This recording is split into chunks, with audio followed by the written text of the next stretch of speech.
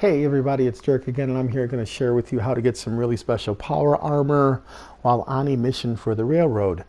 The mission I'm on is at the Cambridge Polymer Labs, and it's to obtain a password needed to get into the security at the Institute. So that's what I'm doing here, but I also came across this great way to get some great power armor. So I've already fought my way through some feral ghouls, and I'm working my way through the laboratory. And the first place that the point of interest here is going to be this workstation here. Okay, so if you notice, there's a couple of places where you can insert chemical reagents, and we have a terminal here. Go ahead and take a look at the terminal. It says scan loaded reagents. So I went ahead and ran a test just to see what the machine would do. I did load it in there, and it says that there's nothing loaded into those slots. So if you look to the right here, that's where I get my first unidentified sample. Also, there's a location here for isotope sample that we can actually load in. So that chemical reagent slot, I'm going to go ahead and put that unidentified sample in there. And then I'm going to take a look around the rest of the labs. Now I'm in laboratory C5, and this is where I find the second unidentified reagent, or sample at this point. So I go ahead and I take that sample, and I'm also scavenging. I'm taking beakers, and I walk through a hole in the wall. There's a ghoul here. I go ahead and I fight him and take his items. I'm going to go up to this terminal here. Now this is the isotope containment terminal. This is where you're going to actually open up the containment so that you can go into the containment area and get your isotope sample for the fabrication of your special piece of armor. So it's accessing the mag locks. It's going to go ahead and open that, and as soon as that does get open, it's going to sound an alarm. Now, directly behind you is the third unidentified sample. You're going to leave this laboratory, and right next door to this laboratory that we just left, just to our left, that's the door we came out of, and that's the other room right next to it. I'm going to go ahead and I'm scavenging stuff for my settlements because we could always use supplies. And if you notice, I find the third item or unidentified resource, and also I get a hazmat suit. That hazmat suit's going to help you because you're going to go into the containment field, and it's going to be full of radiation. So if you don't have a hazmat suit with you, this is definitely going to help. So I do have my original unidentified sample loaded. I go back to the terminal. I go ahead and I scan it. And once it scans, now that I have something there, it tells me that this is hydrochloric acid.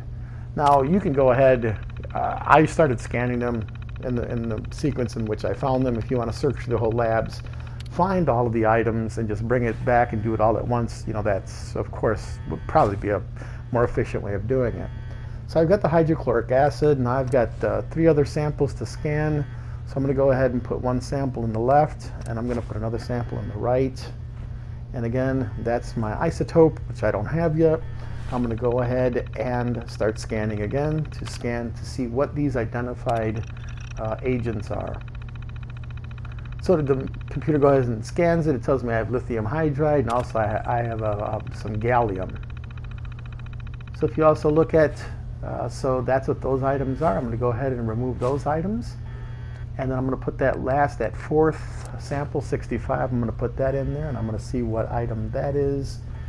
So again, I'm going to go ahead and scan that item. And again, it probably would be a lot easier if you just found all the items first and brought everything back, and then just did this all at the end at the same time. It tells us that this item is tungsten. So great, so now I've got some tungsten, but that's not the actual item that I'm going to need for the fabrication. There is another item I need, and that's not it. The other item that I'm going to need is some gold. So the 2 items that you're actually going to need to complete this process is the gold and the lithium hydride.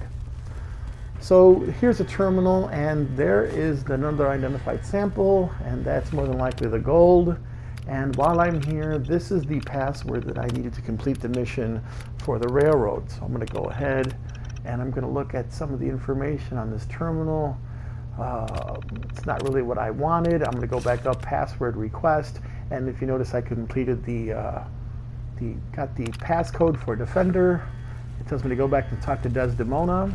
So once I leave this room, you can notice at the far end is that window. This is the containment room.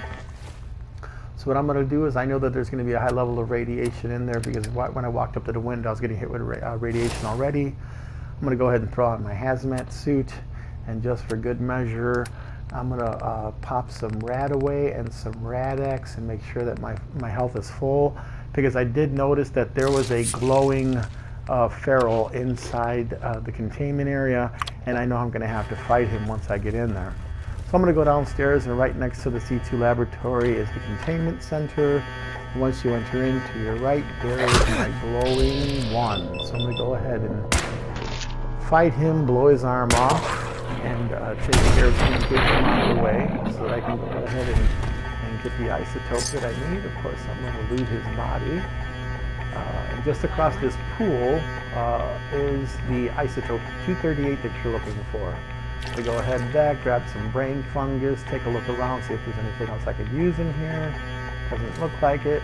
I am going to jump back out, and I am right next door to the containment center is the manufacturing room.